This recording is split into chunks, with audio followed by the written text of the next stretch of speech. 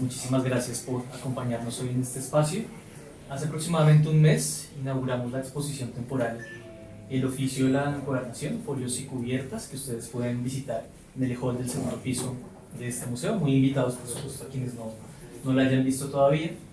Y esta exposición busca precisamente resaltar, rescatar el valor histórico del oficio de la encuadernación, conocer un poco más acerca de su historia y acerca de aquellas personas que han hecho este oficio a lo largo del tiempo. Precisamente para eso y en el marco de este espacio expositivo nos acompaña hoy Juan David Murillo, investigador del Instituto Caro y Cuervo, quien nos va a presentar hoy esta exposición llamada Artesanos, Encuadernadores y Libreros. Voy a contarles un poco más al respecto de Juan David. Para ese propósito me permito leer acerca de su trayectoria. Él es doctor en Historia por la Pontificia Universidad Católica de Chile.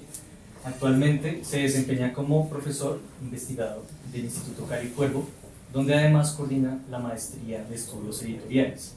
Sus intereses investigativos abarcan y conectan la historia del libro y la historia intelectual en América Latina.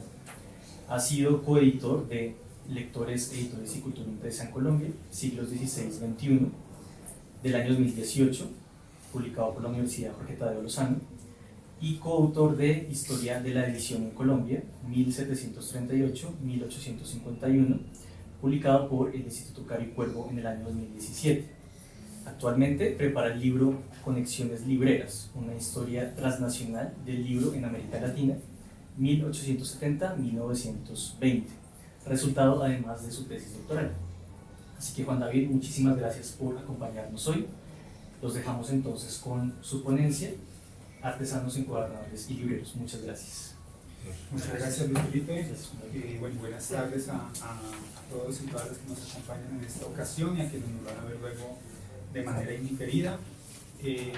Como dijo Luis Felipe, y a quien agradezco por supuesto la invitación, al igual que al museo, pues esta exposición que van a poder ver si ya no han visto en el segundo piso del museo, pues también provoca, digamos, que pues, se generen estos espacios para discutir un tema que yo creería que todavía resulta muy inexplorado en un país como Colombia, pero inclusive en América Latina en general, como ese tema de la encuadernación como proceso que hace parte, digamos, del mundo del libro y de la edición, y conectado a ello sobre los encuadernadores. Si poco sabemos de los impresores, de los libreros, de los editores, pues mucho menos sabemos sobre el oficio de la encuadernación y sobre sus representantes, tanto en el siglo XIX como en el siglo XX. Entonces lo que les quiero presentar a continuación es un avance muy exploratorio todavía. Vamos, aquí hay menos certezas que incertidumbres, pero que van a permitir en cierta medida acercarnos como a ese doble problema, encuadernación, encuadernadores en la historia de Colombia, sobre todo en una ventana particular que son la segunda mitad del siglo XIX, o particularmente las últimas décadas de este siglo XIX, a través de dos personajes, de los que todavía sé muy poco, pero que ahí estoy como tratando de ir reconstruyendo: Lorenzo y Rafael Chávez, encuadernadores y libreros de aquí, de Bogotá. Entonces lo que les propongo primero está dividido como en tres partes la presentación. Es una exploración como muy sucinta de la encuadernación, ¿no? Por qué es relevante, ¿no?, pensar, interrogar la historia de la encuadernación, y cómo digamos, estamos hablando de un fenómeno muy largo en el tiempo, pero que esa longitud en el tiempo no se ha traducido también en una longitud o en una amplia investigación, ¿no? O sea, hay una deuda igualmente larga. Y luego me enfocaré en el caso de Lorenzo y Rafael Chávez particularmente, y terminar simplemente con unas preguntas abiertas y una reflexión sobre todo lo que nos queda por estudiar en torno a este tema. Entonces, quería simplemente empezar y aprovechar que están aquí. Yo siento que puede haber, digamos, un interés en encuadernaciones. ¿Qué tanto se sabe de la encuadernación? ¿Qué tanto conocen ustedes? ¿Sí? ¿Conocieron, trabajaron, fueron cercanos al oficio? ¿Hay alguna línea por allí? ¿No? ¿Alguna? Sí, pues yo soy restauradora. Ok. Y me he encaminado a la encuadernación. Digamos que son dos oficios desde hace mucho tiempo, que están muy encadenados. Parte de la resurrección de la encuadernación ha sido, digamos, a través de la restauración, ¿no? De una valoración desde la bibliotecología, ¿no? La bibliotecología restaurativa, que ha hecho mucho, sobre todo en tiempos actuales, por pensar el tema de la encuadernación, aunque en sus inicios hicieron algo un poco malo también, ¿no? Porque después vamos a hablar de eso en torno a, porque nos eliminaron muchas fuentes a los historiadores. Sí, no habría criterios. Sí, no había criterios uniformes, o había criterios, digamos, muy impositivos, ¿no? Como esto no sirve, lo que sirve es el texto, ¿no? Que a la larga el problema de la encuadernación, y ustedes también lo van a poder notar un poco en la exposición, ha sido que se han quedado en esa orilla material del mundo del libro, ¿no? Y esa orilla material ha tenido una valoración investigativa mucho más reciente, por supuesto, que la valoración textual. Es decir, valorábamos los libros por sus contenidos, que está muy bien, por supuesto, pero entonces obviábamos la materialidad, obviábamos la tipografía, obviábamos el papel, obviábamos las cubiertas, las sobrecubiertas. Nos parecía que eso era simplemente una cachucha, ¿no? Una armadura, entonces no era muy relevante, y hoy estamos viendo que es tan relevante como el texto, ¿no? Entonces, lo primero es, bueno, me vuelvo aquí un poco. Esto es un grabado, estos grabados de libros alemanes del siglo XVII, XVI-XVII, ¿no? Que muestran la encuadernación, ¿no? Como parte de ese proceso de producción del libro. O sea, siempre ha habido una conciencia, de cualquier modo, de que la encuadernación hace parte de ese circuito de la comunicación, ¿no? Junto con la producción de papel, junto con la impresión, ¿no? Los encuadernadores están allí. Buchbinder, ¿no? Funciona tanto en alemán como en inglés, digamos, esa locución. Binder, que es tejer, hilar, ¿no? Y Buch, pues, que es de libro, ¿no? Es el que hila libros, el que cose libros, ¿no? El que arma libros, ¿no?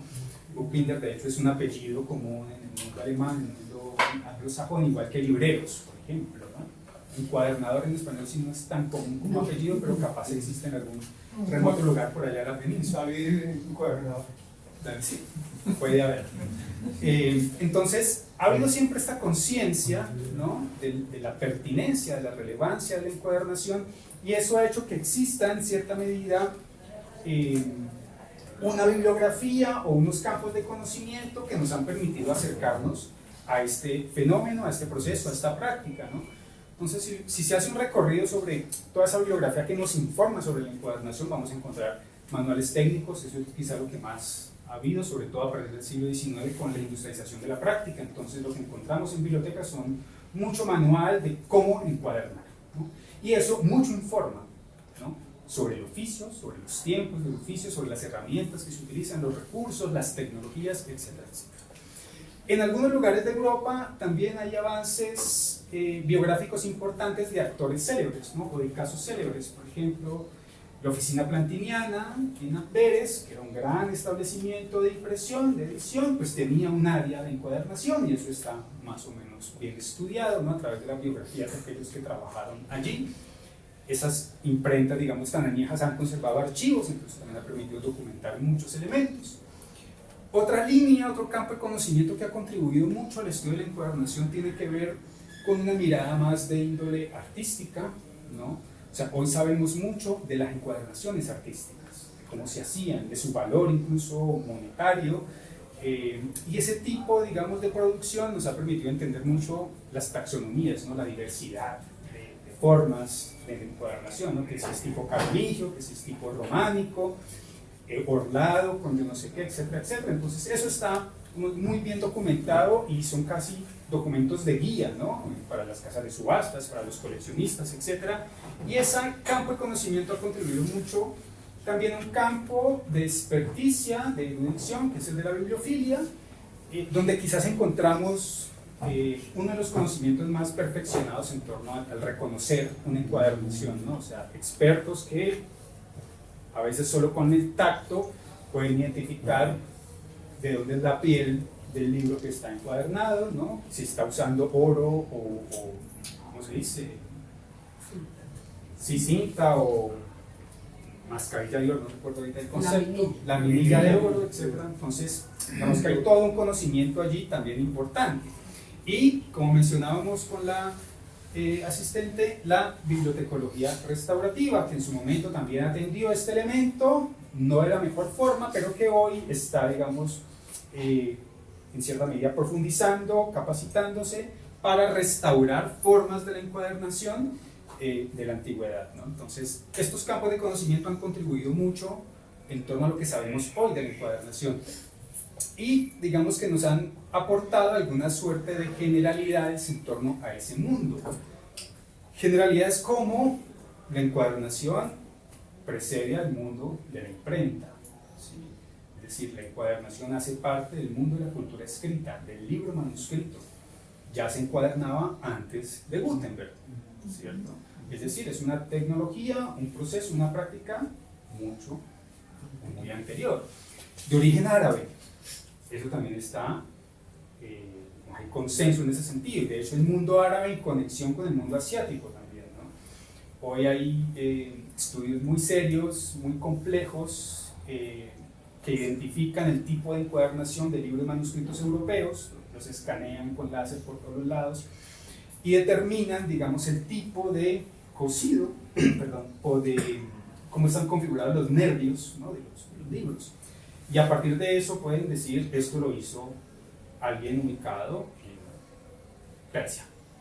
O es una técnica persa que se heredó y que alguien en Europa aprendió y replicó, sin descuadernar el libro, ¿no? Solo mucha tecnología involucrada. Entonces eso nos ha permitido entender a la historiografía en general, ¿no?, el origen intercultural o transcultural de las metodologías de encuadernación, sobre todo de aquellas prevalentes hoy en Europa, que es otra manera de decir, no se originó en Europa el arte de la encuadernación, ¿no?, viene de otros lados. Es un oficio de reproducción familiar también, ¿no? Mucho de lo que tiene que ver con los trabajadores del mundo del libro y con otro tipo de oficios, ¿no?, se reproducen familiarmente, ¿no? Pasa con los libreros, pasa con los tipógrafos, pasa con también carpinteros, talabarteros, etc. Digamos que ahí hay una función familiar que no se desconoce. Otra generalidad que está consensuada y que resulta casi obvia, ¿no?, la encuadernación involucra múltiples conocimientos, ¿sí?, empezando por el matemático, empezando por el textil, ¿sí?, por el conocimiento del papel, por la lectura y la escritura, por supuesto, ¿no? Entonces ahí se configuran, digamos, una cantidad de conocimientos interesantes, importantes. Y otra generalidad que de hecho atraviesa pues muchos siglos y que toca el caso latinoamericano y colombiano tiene que ver con la clientela, y es que la encuadernación no solo sirve al librero o editor, ¿no? Seguramente ustedes saben, los libros antes no se vendían encuadernados, ¿no? O sea, la generalización de la encuadernación, de la pasta dura, por decirlo de alguna manera, es un fenómeno de finales del 19 y uniformado, universalizado en el 20. Antes los libros se vendían en rústica, es decir, ustedes compraban los libros sin tapa y ustedes podían ir a encuadernarlo como ustedes quisieran. O también los libreros o los editores puedan invertir previamente en encuadernar los libros y venderlos encuadernados. Y eso hace que la clientela pueda ser muy variable, podrían ser individuos pero también instituciones. Ahora, solo por adelantar algo, quizás el mayor cliente del mundo de la encuadernación colombiana del siglo XIX pues fue el Estado. El Estado necesitaba mandar a encuadernar el diario oficial, los anales de la universidad, los anales de medicina, la revista de ingeniería, etcétera, etcétera, ¿no? Mucho de lo que ustedes ven hoy en bibliotecas, tomificado, incluso periódicos, pues son contratos del Estado, la Biblioteca Nacional, por ejemplo, el Ministerio de Educación, con encuadernadores para empastar. Entonces, pese a estas generalidades, ¿no?, si hacemos un balance hoy, pensando sobre todo en la disciplina de la historia del libro, de la edición, de la lectura, pues tenemos un superávit de investigaciones en torno al mundo del libro, de la cultura escrita, de la cultura impresa, pero ese superávit no ha arrastrado a los encuadernadores ni a la encuadernación. Es decir, tenemos un boom de estudios contemporáneos muy importantes, muy relevantes, escuelas muy grandes, escuelas muy importantes en torno al estudio del libro y la edición, pero eso no ha arrastrado por igual la historia de la encuadernación ni de los encuadernadores, ¿no? Hoy sabemos más del mundo de los editores que del mundo de los encuadernadores, sabemos más de las bibliotecas, de los bibliotecarios que de los encuadernadores, que los tipógrafos, que los impresores, y así, y así, y así. Entonces, hay un déficit en la historia de la encuadernación que es, sobre todo, más pronunciado en América Latina y en un país como Colombia, pues mucho más pronunciado. Y todo pese a que, como les decía antes, la encuadernación está en el origen de la historia del libro, ¿sí? O sea, la aparición del pliegue, de la página y del formato códice, que es justamente este formato, ¿no? El formato cuaderno que todos conocemos, no se comprende sin la encuadernación, ¿sí?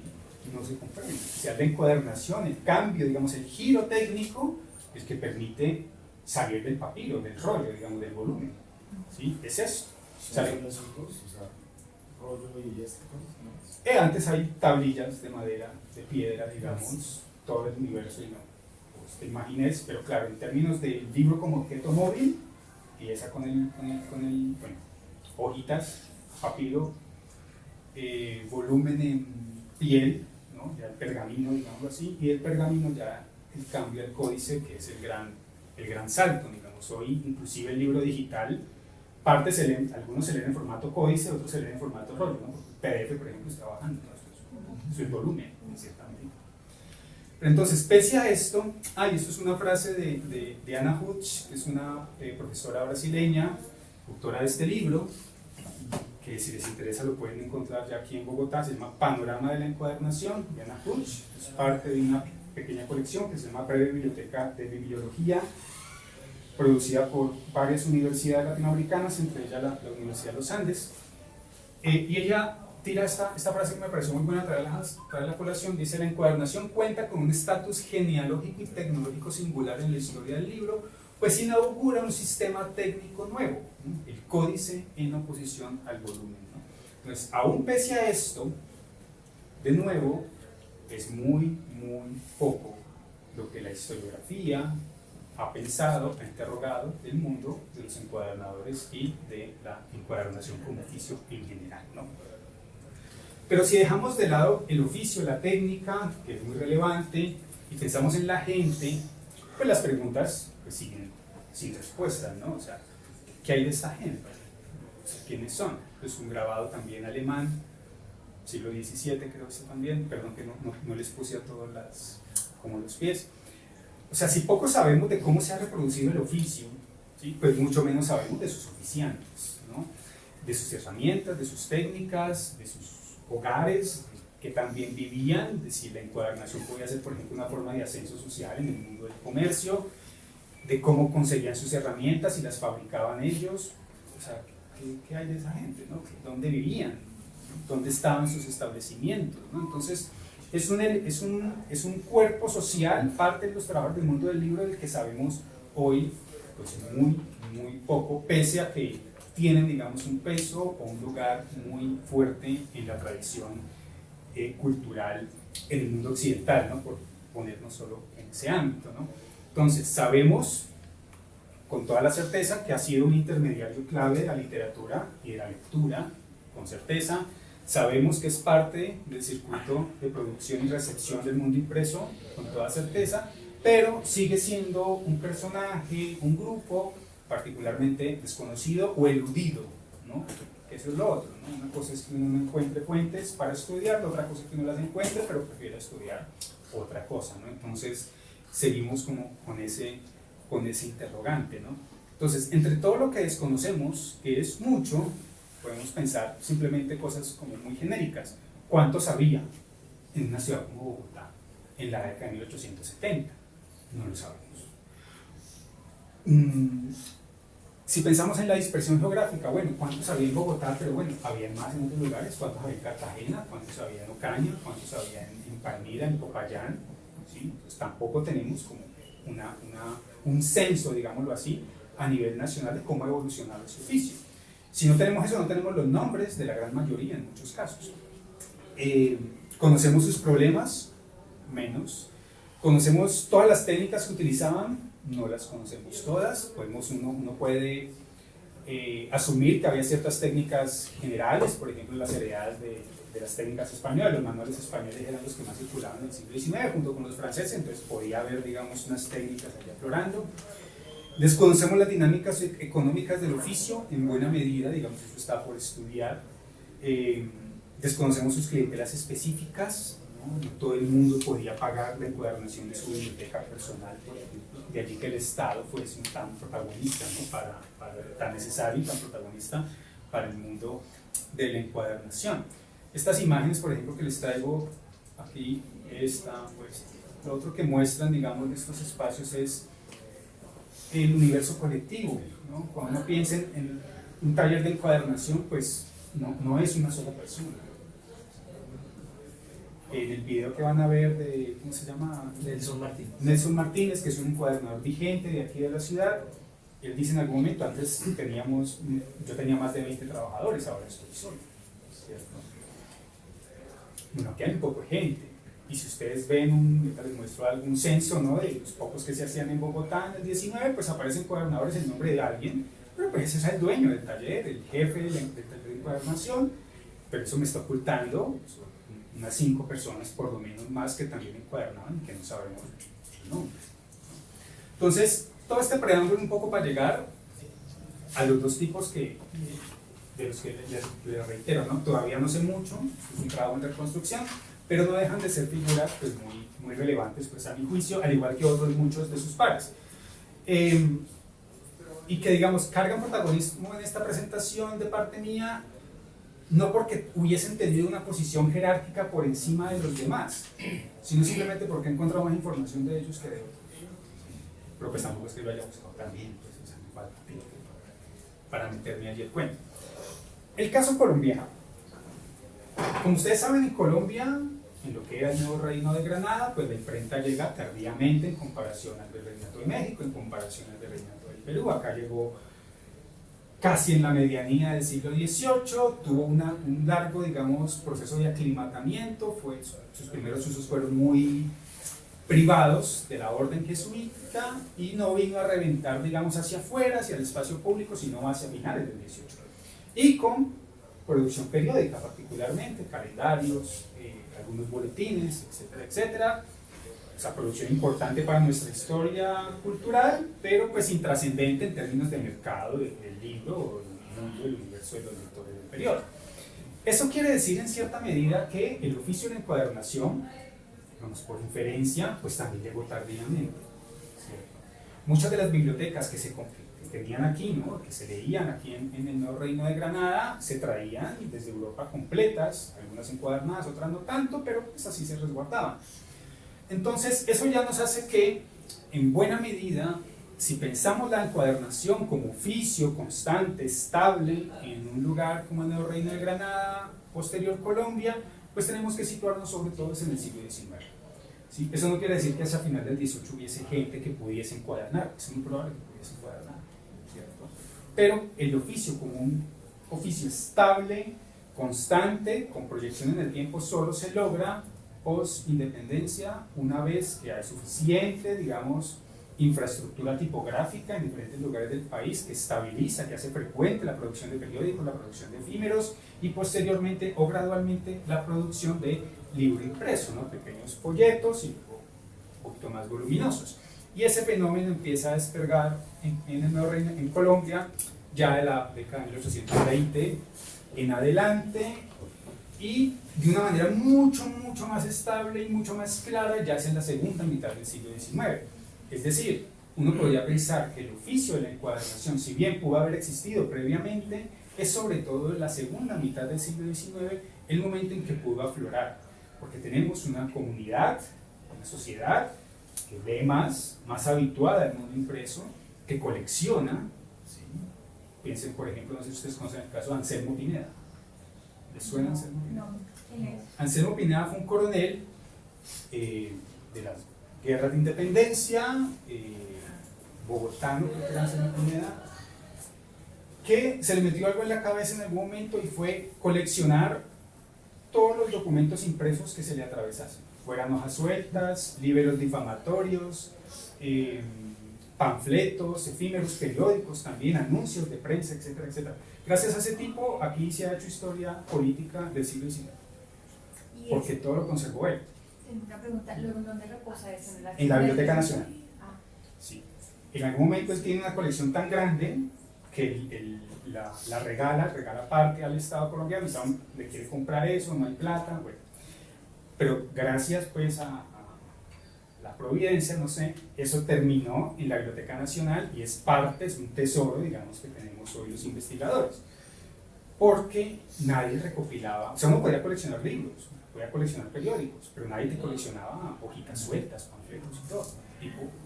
Pero bueno, lo interesante del tipo también es que él, como era preocupado por su colección, hay documentos de los 1850, de los 1860, donde se habla, o él dice abiertamente, que está pagando de su bolsillo la encuadernación de su colección, para poder, con el inventario y la encuadernación de la colección, para poder entregarlo a la Biblioteca Nacional, ¿no?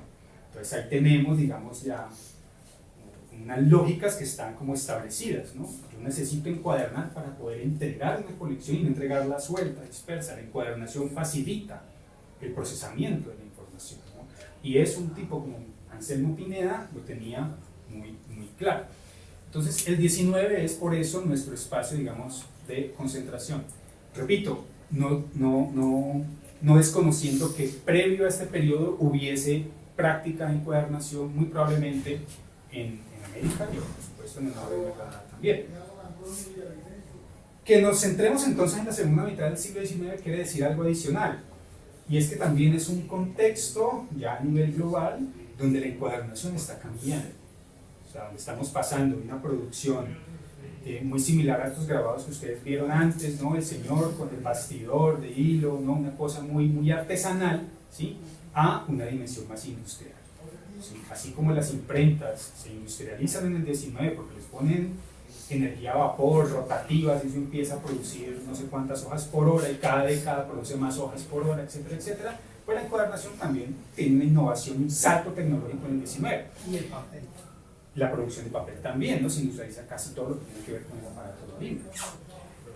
Esto que ustedes ven en pantalla son algunas de máquinas de encuadernación que empiezan a popularizarse en el siglo XIX, en Inglaterra, en Francia, Alemania particularmente. Entonces hay un salto tecnológico, hay una innovación. Eso no quiere decir que Colombia estuviese emparejada a ese salto de innovación, ¿no? Lo más probable es que hayamos tenido una continuidad pronunciada, ¿no? De las técnicas artesanales, ¿cierto? Pero la información llegaba, ¿sí? Algunas máquinas de estas llegaban, entonces podíamos tener regímenes mixtos de producción, tanto a nivel de tipografía como a nivel de encuadernación, ¿no? Entonces, eso tenemos que tenerlo presente, porque también quiere decir que los encuadernadores bogotanos, por restringirnos a esta ciudad, se estaban moviendo o se estaban afirmando en un contexto sociocultural, comercial e industrial muy distinto, donde tenían que empezar a estar a la vanguardia. Y no solo conocer técnicas del pasado, sino conocer estas técnicas que estaban cambiando, estas máquinas que estaban ahorrando esfuerzo, estas cortadoras de papel, estas nuevas prensas, etcétera, etcétera, etcétera. ¿Dónde podemos encontrar evidencia del trabajo de los encuadernadores del siglo XIX en Colombia? Anuncios publicitarios, como el directorio de periódico, digamos, eso se usaba. Ofrecer los servicios de encuadernación, entre otras cosas, y los ya mencionados contratos públicos. Como es una ventaja que tenemos los historiadores y no hemos aprovechado, es que buena parte de la contratación pública asociada a la encuadernación se publicaba. O sea, los anales de ingeniería publicaban con quién contrataban la encuadernación. ¿Cómo se llama? El maestro de escuela, todos esos grandes periódicos, el diario de Cundinamarca, publicaban con quién contrataban la encuadernación, que podía ser el amigo, ¿no? Del editor y todo el cuento, pero eso era público, y era público los montos de los contratos, ¿no? Entonces, si uno quisiera ponerse la camisa y hacer de historiador económico, eso es información pública, uno podría analizar en función de la inflación cuánto costaba mandar encuadernar, ¿no? Para el Estado, por lo menos. Entonces, ahí hay presencia que se puede digamos, ayudar a reconstruir muchas experiencias de este tipo. No obstante esta información, hay muchos otros elementos ya nombrados previamente que continúan siendo invisibles o continúan sin suficiente interrogación. Una pregunta, ¿qué tan ligado está la encuadernación con la impresión? ¿El mismo impresor era el encuadernador en todos los casos? No en todos los casos, pero tenemos casos de ese tipo. Tenemos imprentas que tienen espacio de encuadernación. O tenemos encuadernadores como los Chávez, que nunca fueron impresores, pero coqueteaban con la librería. Entonces estamos viendo que la encuadernación también tiene esta flexibilidad. Acá vamos a ir para allá justamente. Cuando hacemos un paneo general, ¿no?, de nombres, los nombres que quizás más aparecen en segunda mitad del siglo XIX, encontramos nombres como estos. Bueno, hay uno en la primera mitad, Gabriel Santa Rosa, encuadernador bogotano, que luego se traslada a Neiva por otros negocios. Un artesano, Ezequiel Villarraga, en la década de 1860 funda un pequeño establecimiento de encuadernación, aunque él dice, ahorita les muestro, ¿no?, como que viene de un aprendizaje alemán en ese sentido. Tenemos grandes impresores, los hermanos Echeverría, que para quienes no los conocen, digamos, los hermanos Echeverría son 3 hermanos de origen venezolano, nacidos en Caracas, que son traídos a finales de la década de 1840 por Manuel Ancísar, ¿no?, para crear un establecimiento, una imprenta oficial nacional, que es la que va a producir el periódico El Neogranadino, ¿no? Esa llegada de ellos 3 implicó un salto de calidad enorme, ¿no? Vinieron ellos 3, trajeron 2 litógrafos, trajeron un prensista especializado, ¿no?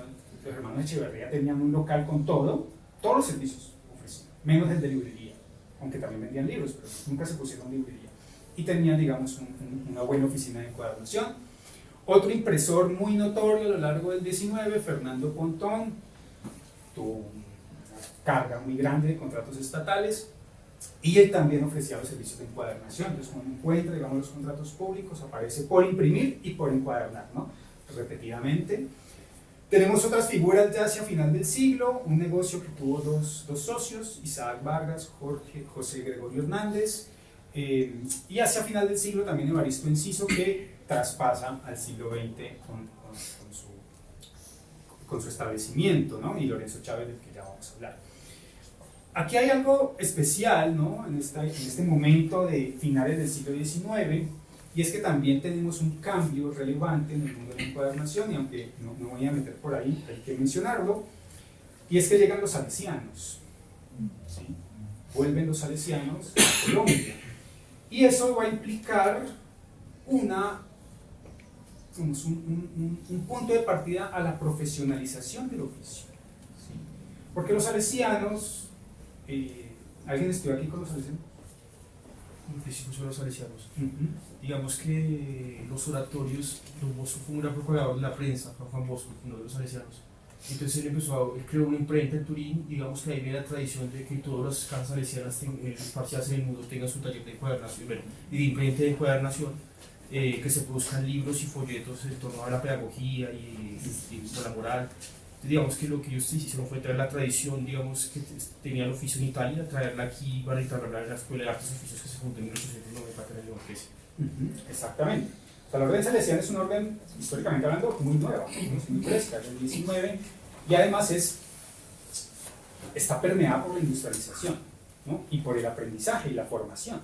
Entonces, ellos no solo instalaban su imprenta, sino que enseñaban tipografía, enseñaban encuadernación. Después, cuando había linotipia, enseñaban linotipia, ¿cierto? Aquí en el León 13 se conserva un pequeño museo de la orden, y ustedes pueden aquí encontrar las tesis de encuadernación. ¿Sí? Una tesis de encuadernación es una encuadernación artística, ¿sí? Y hay unas cosas impresionantes. Es una lástima que no hayan conservado todo, conservaron como una selección en cierta medida. Pero ahí se nota, digamos, que el aprendizaje ya fue en un contexto industrial, con una proyección, digamos, muy amplia. Los salesianos ya, digamos, todo esto dejan de existir cuando están los salesianos, porque los salesianos son los que contratan las obras estatales de mostrar afuera, ¿no? Como este libro azul de Colombia y todas estas cosas se encuadran por los salesianos de una manera artística, etc. Entonces, si hacemos una periodización de la historia de la encuadernación en América Latina, porque la orden salesiana, digamos, fue transversal, la década de 1880 o 1890, según el caso en el que hayan llegado, pues marca un después. Porque allí se empezó a enseñar encuadernación, entre otras cosas, ¿no? Entonces ahí hay una brecha. Por eso llega, digamos, un poco la presentación hasta este momento. Estos son algunos de los avisos donde uno los puede encontrar. Esto, por ejemplo, es una hoja suelta de las que conservó Anselmo Pineda, ¿no? relativa a Ezequiel Villarraga. Dice: Ezequiel Villarraga tiene el honor de ofrecer a usted en esta capital su establecimiento de encuadernación situado en la carrera de Ocaña, calle Primera A, número 3, antigua calle de los Chorritos de la Enseñanza. No sé eso dónde queda. En ese establecimiento se hace desde la simple cubierta de papel hasta las más ricas y elegantes pastas en tablet, cuero de Rusia, terciopelo, etcétera, etcétera, garantizando su duración y dejando satisfechos los deseos sí, exagerados y exigentes.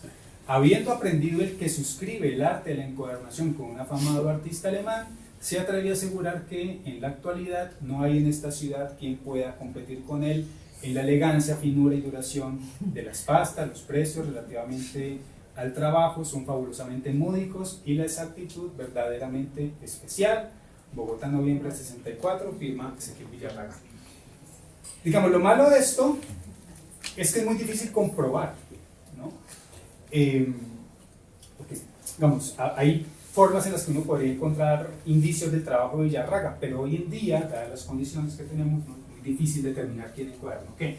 Pero esto ya es importante, digamos, nos está diciendo cómo el encuadernador pues, ofrecía su trabajo, cómo se publicitaba, cómo sumaba, digamos, información que podía convencer a un potencial cliente. Eso del maestro alemán, por supuesto, no es gratuito, tampoco tenemos forma de comprobarlo todavía.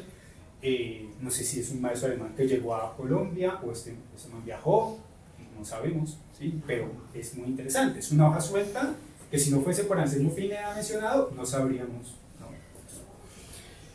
Otra publicidad está ya a finales del siglo, en el boletín de avisos de la imprenta de Silvestre, ¿no? Evaristo Enciso diciendo que acaba de abrir, que en su establecimiento de encuadernación y librería, ¿no?, y acabo de llegar una caja de novedades en sorpresa, registros místicos y profanos, tarjetas de diversas clases y asuntos, relieves para adornos de álbumes y curiosidades, todo a propósito para bautizos, felicitaciones, cumpleaños, etcétera, de cualquier clase, etcétera.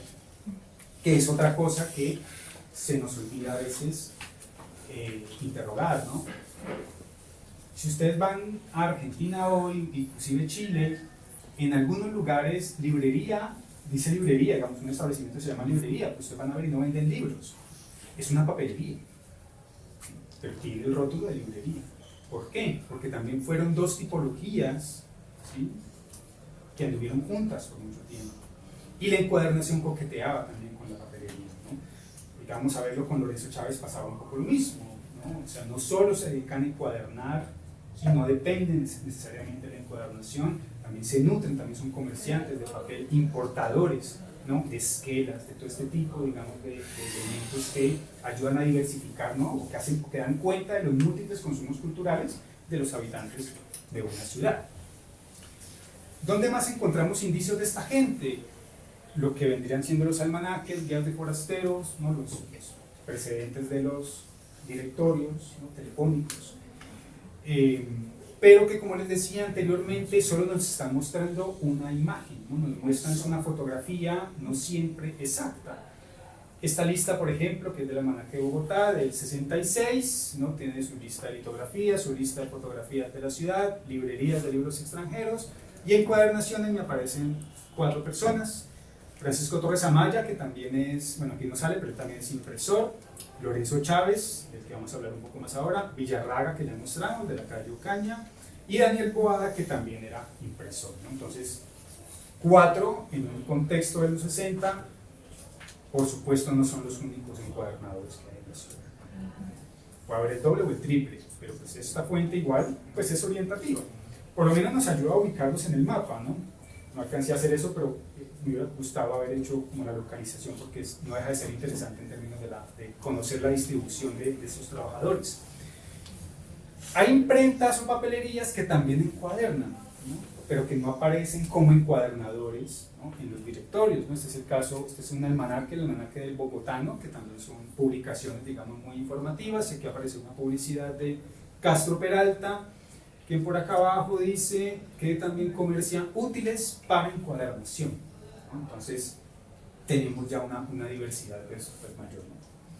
Ahora bien, Lorenzo Chávez ¿Saben qué es esto que estoy mostrando aquí? Un sello, ¿no? O una etiqueta. Es muy común encontrarlas de libreros, ¿cierto? Se llama, en inglés le ponen bookseller, ¿no es? Bookseller label o bookseller label. Si ustedes van aquí a la Merlín, por ejemplo, una librería de viejo, van a encontrar más de un libro que tenga o el sello así como estampilla, ¿no? En un costado, o van a tener un sello de tinta o otro tipo, digamos, de marcación. Es una marca publicitaria, ¿no? Que documenta el origen comercial del libro. Pero en el caso de los encuadernadores no es tanto el origen comercial como la marca de que este libro fue encuadernado por esta persona. Y este libro particularmente pues fue encuadernado por Lorenzo Chávez. Este tipo de etiqueta era muy común, varios libreros la tienen también, sobre todo porque destaca el librería más encuadernación, ¿no? Pero digamos que es una de las evidencias de las prácticas publicitarias, comerciales, de los encuadernadores del siglo XIX.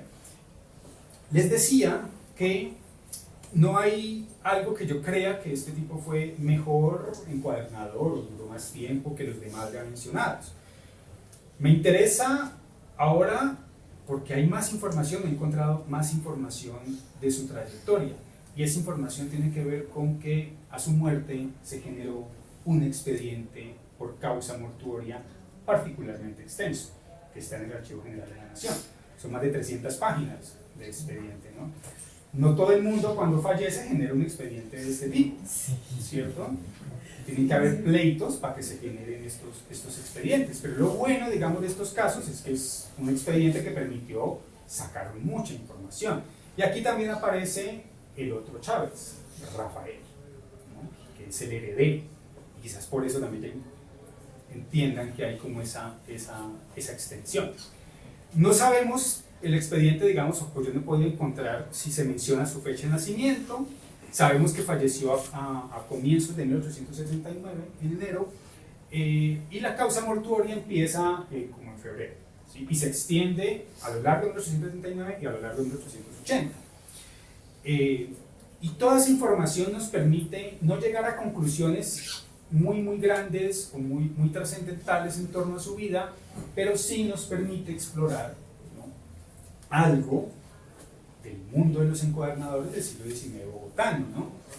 Los orígenes artesanos de Chávez, por ejemplo, ¿sí? Se mencionan, ¿sí? No se mencionan directamente era de origen artesano, no, pero uno infiere, digamos, por el origen social, cómo ha sido su trayectoria, que más o menos se describe, que no es un encuadernador que venga, digamos, de un circuito de una élite política o de una élite cultural local, no, viene de un espacio que no son esos, ¿no? Entonces ya nos permite inferir, además por su labor, que hay un origen artesanal. Digamos, al momento de su muerte, él es propietario de una casa y 2 almacenes colindantes. En uno de estos almacenes tiene la tienda, o sea, el establecimiento de encuadernación. El expediente deja ver el tipo de maquinaria de encuadernación que cuenta, porque se evalúa, ¿no? Ustedes saben cuando le evalúan todo, bueno, se evalúa la maquinaria de encuadernación, da cuenta de los hijos.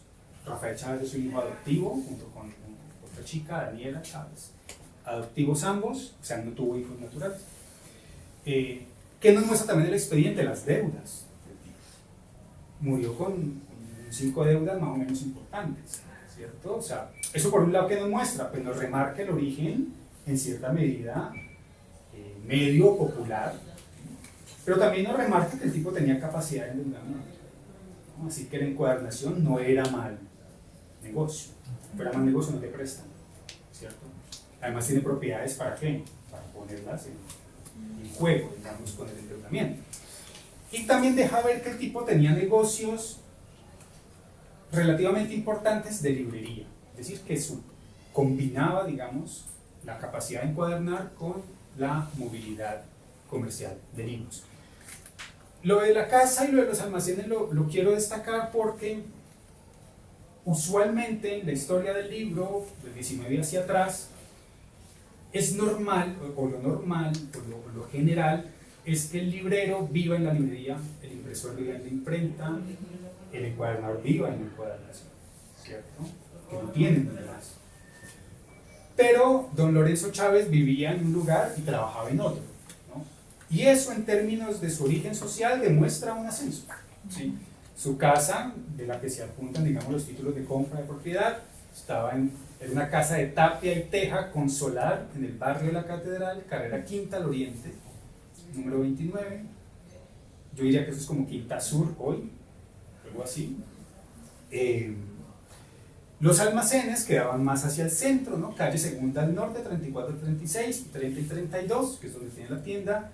Y no sé si ustedes han visto estos documentos antes, pero eso igual lo hacen ahorita, ¿no? Cuando uno compra una casa, que dice con quién colinda, ¿no?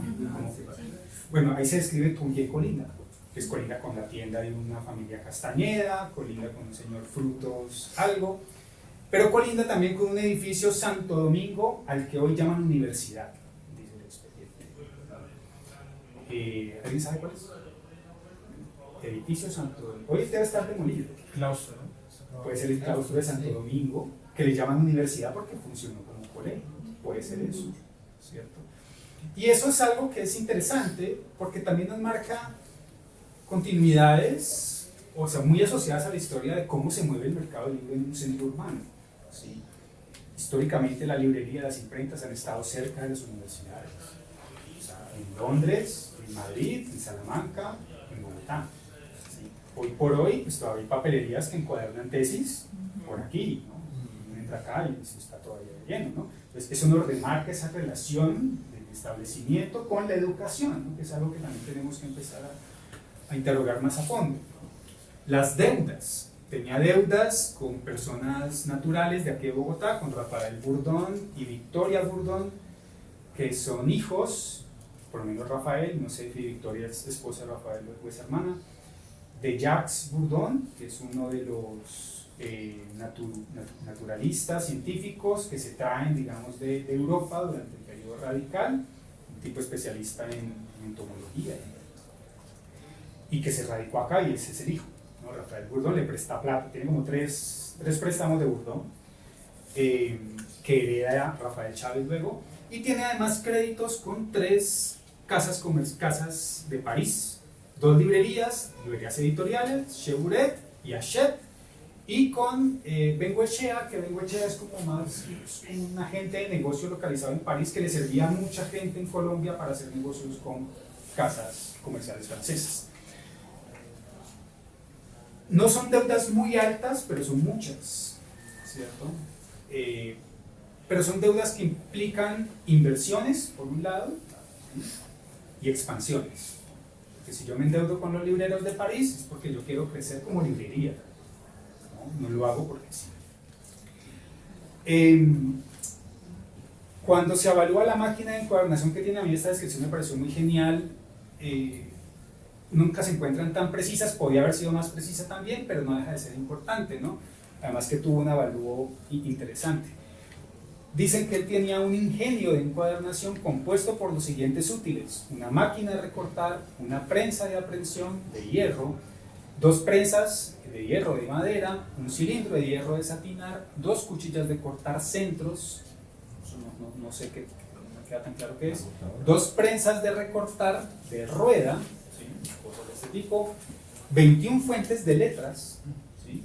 Que es básicamente lo que puede tener también un establecimiento de imprenta del periodo, 250 piezas para dorar, pequeñas, y sus equivalentes grandes. O sea, el tipo tenía un buen equipo, digamos, de encuadernación, valorado todo en 1.297 pesos. Como para que se hagan una idea, una de las deudas que él tenía con Burdón era como 4.000, ¿no? Entonces, esta maquinita pues valía, o el conjunto, ¿no? Porque no es solo una máquina, es un conjunto. Por eso hablan del ingenio de encuadernación, un ingenio, ¿no? Un conjunto de máquinas, materiales útiles e instrumentos. Entonces, uno a partir de eso puede inferir que el tipo, pues como encuadernador, estaba bien metido en el negocio también. O sea, estamos hablando de maquinaria que quizás no es la última, pero pues casi, ¿no? Es la antepenúltima pues, del momento, quizás, ¿no? Recuerden que el 19 está cambiando mucho, hay una renovación técnica muy acelerada, pero lo que él tenía es una fotografía del 19, no una fotografía del 18. ¿Cierto? Entonces no estamos hablando de un encuadernador artesanal, estamos hablando de un encuadernador en contexto industrial. Decías que va a quedar posible verlo diferido. Sí, porque están grabando. ¿Por dónde? Vamos a publicarlo en la cuenta de YouTube de Luce. ¿Y van a quedar las diapositivas o ese ángulo iban? ¿Las diapositivas también? Si no se cae el ángulo, queda mal. ¿Qué más tenía el tipo? Hay algo que me toca hacer, pero es que no se diferencia. Es probable que en el expediente esté su biblioteca personal, ¿sí? Pero lo que se evalúa es sobre todo su fondo de libros que tiene en venta, ¿sí? O sea, estamos hablando, ya se infiere por los negocios que tienen con Hachette, por los negocios que tienen con Buret, que el tipo es encuadernador, pero es también librero, ¿no? Pero aquí también se remarca un poco lo que quiero dar cuenta como con el esquema, ¿no? Tiene un origen artesanal, se involucra en la encuadernación, se involucra luego en la librería, pero se me hace a mí que ese negocio librero que él monta, a diferencia de otros negocios libreros del contexto, ¿no? Estamos hablando de un momento además donde las librerías bogotanas están floreciendo. Tenemos nace la librería colombiana, nace la librería americana, que duran hasta comienzos del siglo XX. La colombiana es la de Salvador Camacho Jordán, la americana es la de Rufino Cuervo y Miguel Antonio Caro, que luego se vuelve la de José Vicente Concha, presidente, que luego se vuelve la de Miguel Abadía Méndez, presidente, que luego se vuelve la de la familia Mikkelsen, que luego Trele Carles va a poner como presidente, ¿no? O sea, hay librerías del poder, ¿cierto? Está la de Lázaro María Pérez, que es tremendo negocio también, y que tienen fondos 10 veces más grandes que lo que tenía Lorenzo Chávez al momento de su muerte. Entonces eso quiere decir que la librería que él está fundando, o que él está acondicionando, preparando, moviendo, no es una librería para ese circuito, ¿sí?, de élite política que ya funciona en Bogotá y tiene sus propias librerías. Si la élite conservadora tiene su librería en Americana o la de Lázaro María Pérez, la liberal tiene su librería en la colombiana. Esta es una librería que por su contexto, digamos, parece estar destinada a otro tipo de públicos. Pueden ser artesanos, pueden ser estudiantes, etcétera, etcétera. Entonces, esto es una muestra de lo que aparece inventariado en el expediente de la mortuoria, ¿no? 65 ejemplares de unas poesías de Caro y Vargas Tejada, un libro nacional, 509 ejemplares del Institutor, que me parece muchísimo, no sé si lo estaría encuadernando, pero el hecho es que eso está allí. 97 volúmenes de la historia por Duruy, un historiador francés. Estos eran libros que se leían en las escuelas y se compraban en masa. Es de Hachette, ¿no? Ese libro es de Hachette, es por eso tanto. 52 ejemplares del Catón Cristiano, que eso siempre ha vendido acá. 60 ejemplares del libro de las niñas. Hay un libro acá expuesto que es similar a estos, ¿no? Son pequeños libros, digamos, destinados para la lectura de las mujeres. 80 ejemplares de álgebra y geometría por Núñez, 8 ejemplares de las pruebas judiciales de Bentham, 60 ejemplares de gramática francesa e inglesa por Urcullo, que es un libro que le fue muy bien a lo largo del 19, 18 ejemplares de Walter, Derecho Eucarístico, un ejemplar de la Escuela Normal, que es un periódico, 58 ejemplares de Eco de la Noche, 89 ejemplares de Nuestro Siglo XIX, y así, no sé si puse más, bueno, es 1300 ejemplares de geografía e historia para las escuelas. Aquí no ponen el autor, pero creo, ahorita les muestro, creo que es Constancio Franco, que tenía una relación, digamos, con Chávez. El negocio de la encuadernación era el negocio principal de Chávez, eso lo podemos decir. Pero también hay que decir que el comercio del libro, de libros, estuvo desde los inicios del negocio, ¿no? O sea, las fuentes, digamos, así nos lo indican. Este es un pequeño recorte del diario oficial, 1869, 10 años antes de su fallecimiento, ¿no? Que dice que está vendiendo la mejor tinta negra, además, ¿no? Introduce elementos de papelería, pero también dice que, además de todo eso, pues se venden las obras siguientes en su tienda. Él aquí no habla de librería, ¿no? En su tienda. Pues se habla de la ciencia social de Madiedo, se habla de las poesías de Carol y Vargas Tejada, ¿no? 10 años ahí vendiéndolas. Un libro de medicina, una vida y escritos de Nariño, una historia de la Nueva Granada de Plaza, entre otros varios libros y cuadernos de educación y útiles del sector. Otro anuncio, este del 72, que es un pleito, ¿no? Él compra una máquina de cortar papel, por ahí está, sí, máquina para cortar papel cuyo peso fue de 1000 kilogramos. Compró una máquina, la máquina la compró en Francia, llegó y la aduana le cobró más de lo que le tenía que cobrar por como suele pasar, ¿no? Y la adiante aprieta. Pero el hecho es que todos estos materiales, ¿no? En el contexto radical, por las leyes de favorecer la instrucción pública y la cultura, estaban exentas de impuestos, o tenían un impuesto menor, entonces le está reclamando eso. Eso generó un expediente y ahí sabemos cuándo compró esa máquina de cortar papel. 1972, otro anuncio publicitario, está vendiendo, al igual que Manuel Pombo, este librito hecho por un, no me acuerdo ahorita las 3 hermanas de quién es, pero es un libro, digamos, de educación edificante, valorado por la iglesia, y vende además la gramática de Salvá, reformada por Ulpiano González, ¿no? Entonces siempre estuvo vendiendo uno que otro libro, ¿no? Pero ya al momento de su fallecimiento estamos viendo que la apuesta es un poco mayor, ¿no? Entonces, ¿por qué lo que vale aquí la pena preguntarse es por qué esa articulación entre librería y encuadernación, entre encuadernación y librería, ¿no? ¿Qué le podía aportar a un perfil como el de Lorenzo Chávez esa apuesta? Pues preguntaba ahorita por ser impresor, claro, que también lo podía haber hecho, pero es más, no, o sea, es más común el impresor que introduce la encuadernación que un encuadernador que se vuelve un impresor, rara vez. Pero el encuadernador que tiende a ser librero aparece, y es relativamente frecuente, no hablo solo de Colombia, sino de otros espacios, ¿no? Entonces uno aquí puede más o menos lanzar hipótesis, ¿no? Pasar de ser encuadernador a ser librero es más fácil que pasar a ser impresor porque requiere menos inversión. O sea, yo quiero ser impresor, la inversión en maquinaria es muy alta. ¿Sí? El negocio de la librería requiere menos inversión, además que es un negocio en el 19 de mucha confianza, ¿no? O sea, yo pido los libros, me los mandan, yo quedo endeudado, pero pues está el océano Atlántico de por medio, ¿no? O sea, la elasticidad, ¿no? O sea, es una relación de confianza, uno queda con la deuda, pero siempre hay formas muy suaves de pago, ¿no? De lo que nos entra por consignación, entonces hay menos riesgo de esa inversión, ¿no? Aunque es una inversión que puede ser importante, pero menor con relación a otras. El potencial de crecimiento. Recuerden que esto es segunda mitad del 19, casi finales. O sea, aquí ya hay efectos palpables de las reformas educativas que aunque de los radicales liberales, ¿no? Que aunque uno la ve de afuera y pues fue un periodo muy inestable, ahí se formaron 2 o 3 generaciones de lectores y lectoras. Es decir, la población que compra, que lee, y la que compra libros ha aumentado y tiende a aumentar. Entonces, si uno va a ir al negocio, esto puede ser rentable a futuro, ¿no? O sea, vender libros puede ser rentable a futuro. Es favorecido además por el mercado internacional también. Muchos de estos negocios que hacen los encuadernadores con los franceses no es tanto que el encuadernador local de Bogotá y de otra ciudad vaya a buscarlos.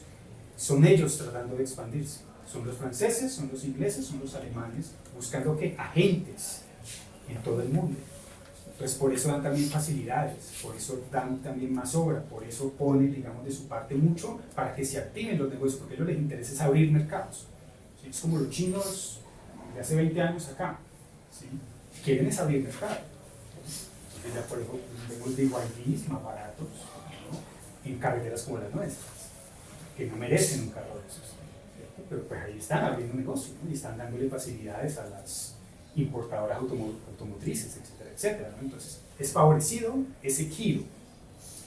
Favorece además la distinción comercial en un contexto que empieza a haber esfuerzos, digamos, publicitarios por la diferenciación. Entonces eso es importante, ¿no? Coquetear en encuadernación y librería es importante, pero además se vuelve complementario en términos comerciales. Les había dicho antes, lo normal en el siglo XIX era comprar los libros en rústica, ¿no? Y yo voy, pago luego, que puede ser al día siguiente, pero puede ser un año después, la encuadernación de ese libro. Él, como el buen encuadernador con las máquinas, podía comprar mucho en rústica y él encuadernar. Pues podía abaratar el libro, por un lado, ¿sí? O podía hacer encuadernaciones a gusto de los clientes directamente. Entonces, en ese sentido, es muy importante. Y además, la encuadernación servía como aparato publicitario adicional. Esto es algo que les traje, pero que no se va a ver muy bien, tristemente, no por culpa de la pantalla o de la imagen, sino por el deterioro de la encuadernación. Este es un libro que está en la Biblioteca Patrimonial del Instituto del Cuervo, en Yerbabuena.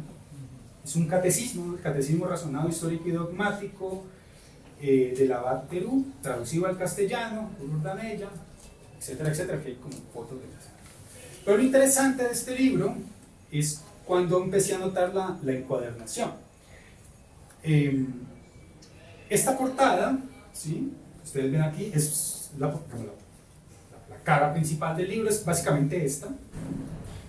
Este libro es, no dejo esa imagen, pero creo que es de Chevauret, o sea, es una casa editorial de París.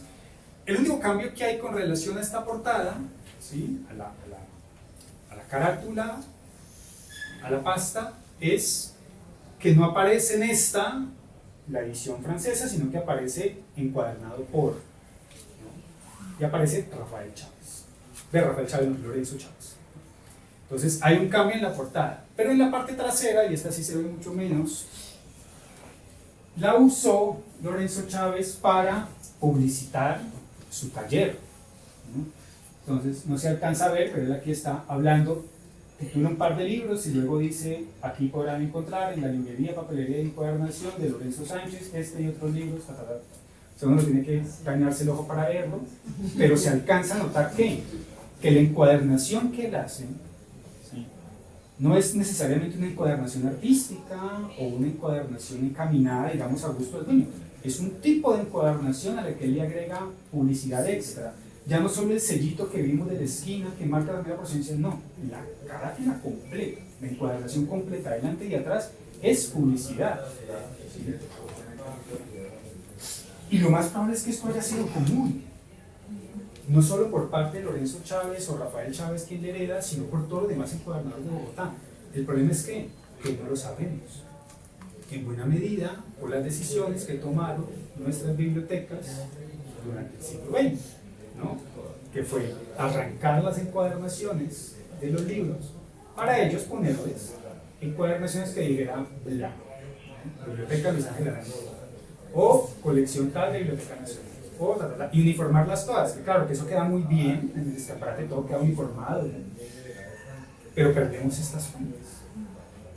Perdemos eso, que igual se estaban perdiendo, ¿no? O sea, es que están muy malas, digamos, la tinta ya está borrada casi, ¿no? Es un hallazgo así como muy casual además, pero que nos permite ver o entender lo que hemos perdido al desprender de los libros sus tapas originales, ¿no? Y es algo que ya en buena medida con las grandes colecciones que hay en Colombia, las institucionales por lo menos, hemos perdido, ¿no? Quizás algunos coleccionistas conserven ediciones así que permitan, ¿no?, conectar con estas prácticas, pero es muy probable que todo esto lo hayamos perdido. ¿Estoy bien de tiempo por ahí? Sí, sí, sí. Ahora dejemos a Lorenzo Chávez ahí, hablemos del heredero, del que sabemos un poco menos, ¿no? De Rafael Chávez. Sabemos que es hijo adoptivo, ¿no?, por el expediente. De hecho, eso le iba a presentar problemas porque había un juez que como no encontraron documentos claros de la adopción según el artículo de la época, lo querían emproblemar a él y al hermano. Pero bueno, el tipo se asesoró muy bien.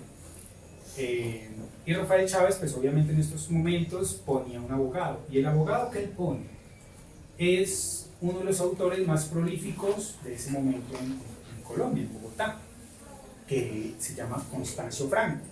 Constancio Franco escribió libros de historia, escribió ensayos, escribió textos políticos, algo de crítica literaria. Era uno de estos letrados, digamos, misceláneos, ¿no?, del siglo XIX.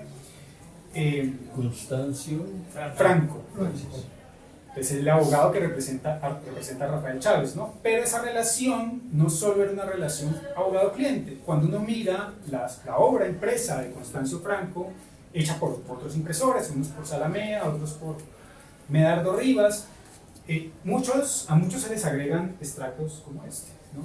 Este tratado de economía política y las piezas dramáticas del autor de este libro se venden en la librería de Lorenzo Chávez a muy módico precio, ¿no?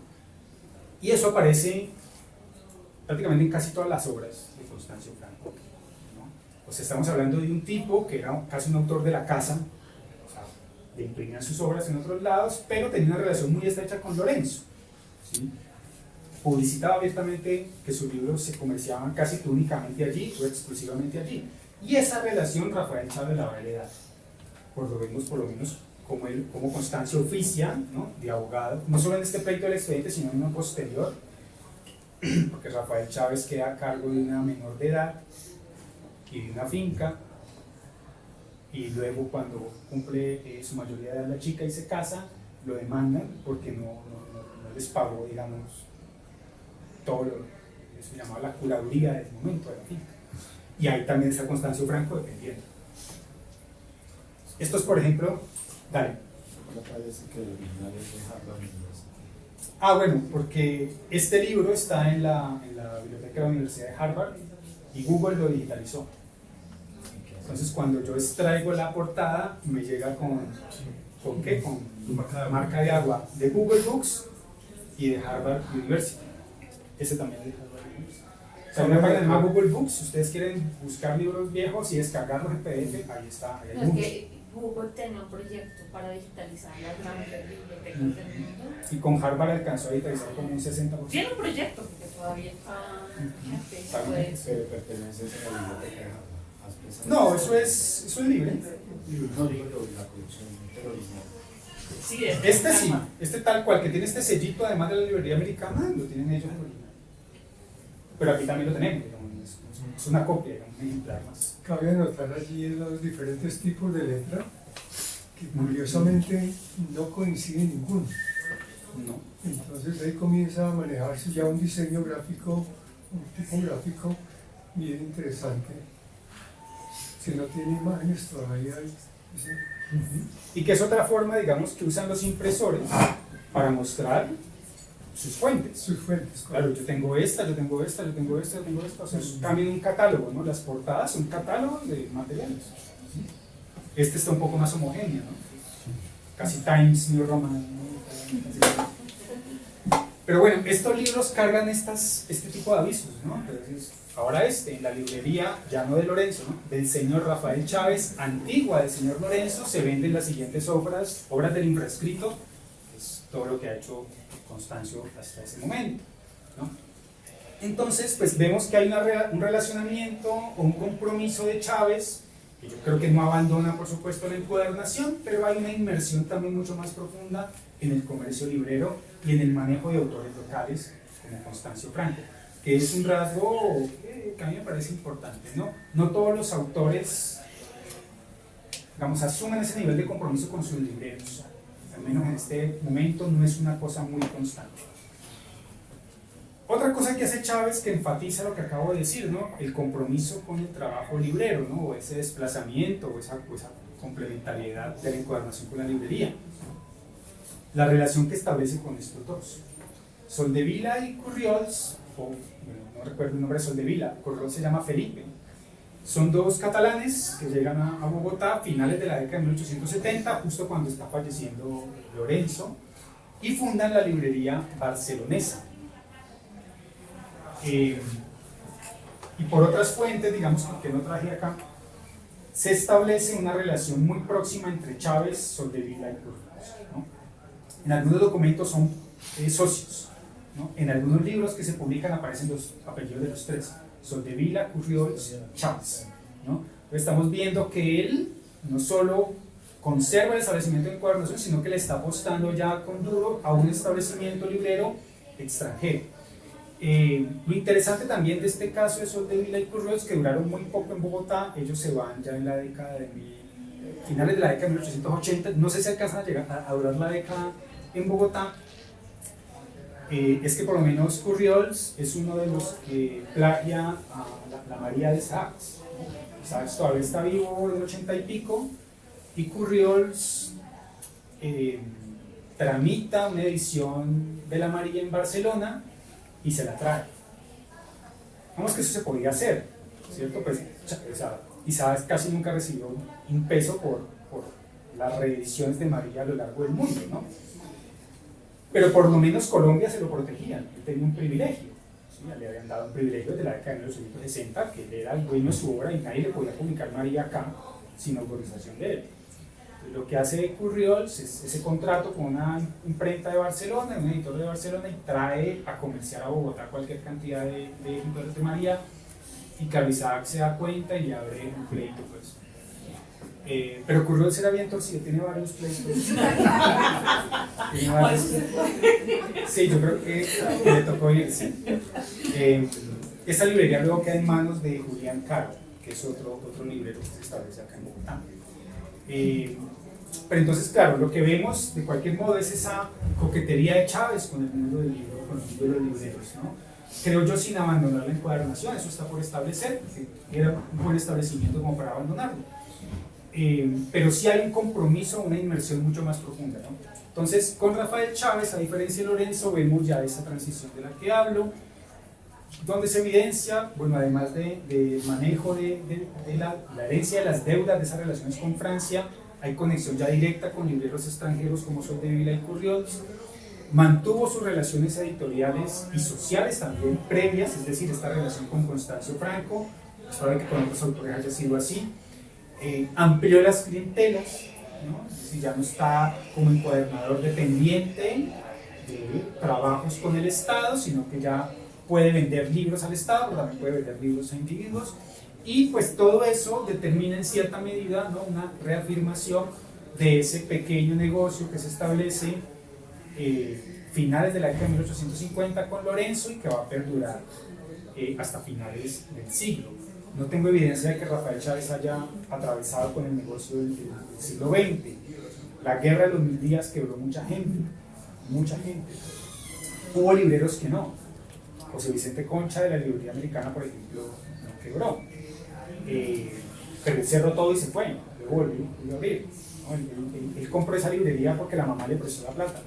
Entonces, claro, su endeudamiento era con la mamá, pero si él se hubiera endeudado con un banco, pues probablemente iba a quebrar, ¿no? Entonces, ¿hasta qué punto has encontrado en tu investigación esta diferenciación entre el encuadernador, que es considerado socialmente como una persona apta en un conocimiento técnico, y el librero como una persona culta, que ya tiene conocimientos en literatura, que tiene unas relaciones como más sofisticadas socialmente hablando? No sé si esa distinción tan marcada, si es real o has podido encontrar que sí era muy real, o... Yo creo que esa distinción la marcan los libreros, sobre todo los libreros que pertenecen a esta élite. Digamos que es de los que más hay información justamente por eso. Los de Salvador Camacho Roldán, de Tamayo, de Lorenzo, de Lázaro María Pérez, de Caro y Cuervo en su momento.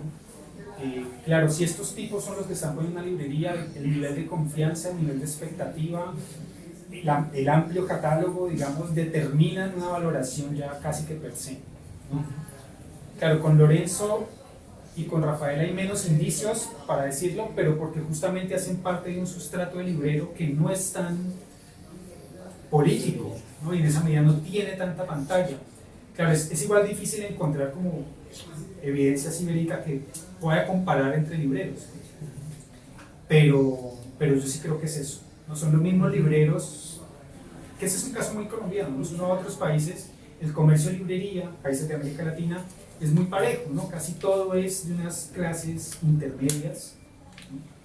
Pero aquí fue la clase política dura la que montó las primeras librerías formales y grandes, ¿no? Y eso algo nos dice de cómo ha funcionado, ¿no?, el manejo de la cultura letrada, de la cultura literaria, de los consumos culturales colombianos, por lo menos en una ciudad como Bogotá.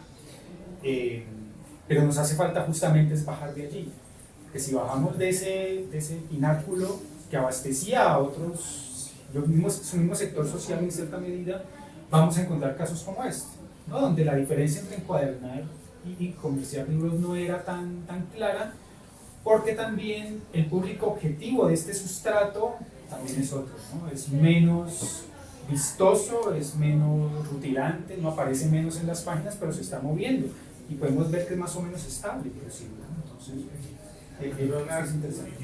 Hay algo que me llama la atención y es dentro de esa zona gris que no tenemos claridad. Yo vi ahí en lo que mostraste que hay, por ejemplo, está Manuel Ancisa, ¿sí? Está Salvador Camacho Roldán, o sea, y hay ahí una cuestión política de trasfondo bien pesada, bien grande, que era libros publicados con la bendición, el beneplácito del arzobispo. Por ejemplo, Manuel Ancisa era masón, Salvador Camacho era masón, y Manuel Ancisa fue el primer rector de la Universidad Nacional. Entonces veo que en el fondo hay como un rompimiento o como un enfrentamiento, por decirlo de alguna manera, entre lo que es la literatura que se puede vender, que se puede permitir leer a la gente, a la comunidad, y la literatura que para esa época era como medio subversiva, que era la masonería. Entonces veo que también puede haber tenido alguna incidencia fuerte en lo que es los talleres de encuadernación. Sí. Bueno, de encuadernación no sé hasta qué punto, pero en librerías, en imprentas, eso se notaba mucho. De hecho, los impresores trataban siempre de manejarse como neutrales, porque había ocasiones donde los pueden encarcelar a ellos como autores intelectuales cuando no lo eran, ¿no? Entonces los impresores trataban de manejar como una formación ambigua, digámoslo así. Los Echeverría no tanto, los Echeverría eran masones también igual que César, pero Pontón, vamos, se acomodaban, ¿no? Como que yo trabajo para liberal, trabajo para masón, trabajo para conservador, trabajo para la iglesia, como que me trato de llevar bien con todos. Y yo siento que con Lorenzo Chávez había algo así, ¿sí? Ese cuerpo de artesanos, aunque tendió al conservatismo, ¿no? Después del periodo radical, si uno ve como los negocios en los que se involucraban trataban de no generar como distancias, ¿no? Y recordemos además que es un contexto de guerra civil, casi que, no sé, cada lustro podía haber un pequeño conflicto. Entonces, encauzarse en banderas podía comprometer la salud del negocio familiar, ¿no? Y el establecimiento. Algunos lo lograron, otros se comprometían realmente, ¿no? con banderas liberales o conservadoras, pero sí es un elemento que hay que tener allí como variable, porque condiciona, ¿no? Eso condiciona. Y ya, bueno, para concluir, pues ¿qué nos falta por hacer? Pues nos hace falta mucho realmente. Exposiciones como la que se abren acá, pues justamente lo que hacen es como motivar y estimular, ¿no? Remarcar que nos hace mucha falta atender este y otro tipo de dinámicas históricas, ¿no? Particularmente esta, hay una historia de la ciencia, por ejemplo, un campo disciplinar muy sólido en historia de la ciencia y en historia de las técnicas. En cuanto a la encuadernación, poco sabemos, para el caso colombiano, ¿no? De la reproducción de las técnicas, de la reproducción de los saberes, ¿no? Antes de los salesianos, ¿no? Cuando llegan los salesianos ya podemos identificar más o menos que hay unas tendencias, hay unas líneas, hay unos programas, hay unos currículos muy bien armados, pero antes de eso, ¿cómo se reproducían esos saberes? ¿Cómo aprendió Rafael Chávez? Pues probablemente si fue adoptado por Lorenzo, aprendió allí en el taller la reproducción del oficio, pero ¿y los demás casos qué? ¿No? Entonces, Villarraga que hablaba del maestro alemán, ¿en qué sentido, digamos, eso ocurrió? Una segunda observación, hay que observar el comercio del libro y de la encuadernación como parte del mismo ámbito, ¿no? Los historiadores nos gusta separar las variables, digamos que eso está bien porque nos ayuda a tener como orden analítico, pero en el mundo del libro y de la edición siempre hay mucha articulación, siempre hay mucha comunicación, hay muchos vasos comunicantes, es así como es difícil separar imprentas de edición, es difícil cada vez más, sobre todo para este periodo, separar la encuadernación de librería o de papelería, ¿sí? Que es el otro ingrediente que ustedes vieron ahí constante, pero casi nadie se llama papelero, soy papelero, ¿no? Soy librero, vendo papel, ¿no? Samper Matiz, una gran casa introductora de papelería y tinta, por ejemplo, y no sabemos mucho de ellos. Reconocer también que el oficio de la encuadernación es variado, es extenso, es diverso. Es muy probable que la hermana de Rafael Chávez, también adoptada por Lorenzo Chávez, fuese encuadernador. Eso también si pensamos en la encuadernación y otros oficios, como parte de un sistema de reproducción de conocimientos, de técnicas, que se da sobre todo en las casas, las esposas, las hijas de los encuadernadores sabían encuadernar, o podían llevar el negocio, si no encuadernan, llevan el negocio, hacen parte, digamos, del cuerpo comercial del establecimiento. Entonces, eso nos falta entenderlo y analizarlo sobre todo. Y lo otro, ya con relación a los salesianos, bueno, y es que si bien ese parteaguas está identificado, bueno, no hace falta igual estudiar mucho a los salesianos de ahí en adelante, pero pensar también en el lugar económico de la encuadernación antes de ellos es valioso. Se gastaba mucho en encuadernación, o sea, el Estado gastó mucho en encuadernación, porque encuadernar la ley es encuadernar la existencia misma del Estado, ¿no? Encuadernar los registros de impuestos, ¿no? Encuadernar todo ese tipo de cosas es parte de la naturaleza del Estado. Entonces, entender el peso económico de la encuadernación nos ayuda a entender justamente su valor, ¿sí? En el mundo comercial. Y en esa medida quizás entender que fue un oficio más relevante o más importante de lo que hoy creemos, ¿no? Justamente por esa función asistencial con relación a la institucionalidad, ¿no? Entonces esa es otra deuda que allí. Bueno, y hablando de las geografías de esto, la extensión geográfica, pues hay que ir más allá de Bogotá, ¿no? Estos son sellos que uno también encuentra en librerías de viejo de aquí o de otras ciudades, ¿no? Un Marco Tulio González en Pereira, José de Jácome y hermanos en Ocaña, que este sí definitivamente no tiene un origen artesanal. Jácome fue el patrón, la familia Jácome fue la patrona comercial de Ocaña por 50 años, y ellos tuvieron taller de imprenta, librería, o sea, controlaban todo, ¿no? Eran el éxito de Ocaña, y bueno, el éxito no, Panamericano. Pero claro, uno encuentra esto, que también encuadernaban, ¿no? Claro, no era don José de Jácome y hermanos el encuadernador, eran otros tipos que trabajaban para ellos y encuadernaban. Entonces nos hace falta ir más allá de este tipo de etiquetas, ¿no? Para entender bien justamente qué es lo que hay detrás de todo esto.